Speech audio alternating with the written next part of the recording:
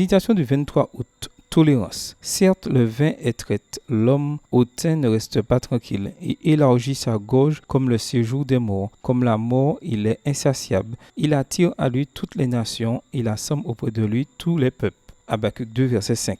La tolérance est un composant très dangereux des addictions. La récompense s'amoindrit à mesure que la personne s'accoutume à la consommation ou au comportement en question. C'est la raison pour laquelle elle a besoin d'une dose plus forte pour obtenir les mêmes effets qu'avant. On observe facilement ce phénomène dans l'usage de médicaments et de drogues, mais elle ne se limite pas aux substances psychoactives. Il s'étend aussi à d'autres addictions, comme à la nourriture. Un morceau de gâteau n'est pas suffisant, il en faut plus. Ou au jeu. Parier des petites sommes ne suffit pas, il faut en miser des plus importantes. Le verset d'Habakkuk donne une image terrifiante de l'addiction au vin et on peut aussi l'appliquer à n'importe quelle autre dépendance pour illustrer la tolérance. Comme la mort, il est insatiable. Aussi indéniablement que le séjour des morts est la destinée inévitable du mortel, celui atteint de vice n'est jamais rassasié car il a besoin de toujours plus pour atteindre le niveau de satisfaction initiale. Malheureusement, à mesure que la dose augmente, la loi naturelle impose ses limites et le processus se brise en causant des déséquilibres physiques et mentaux ou même la mort avec certaines overdoses.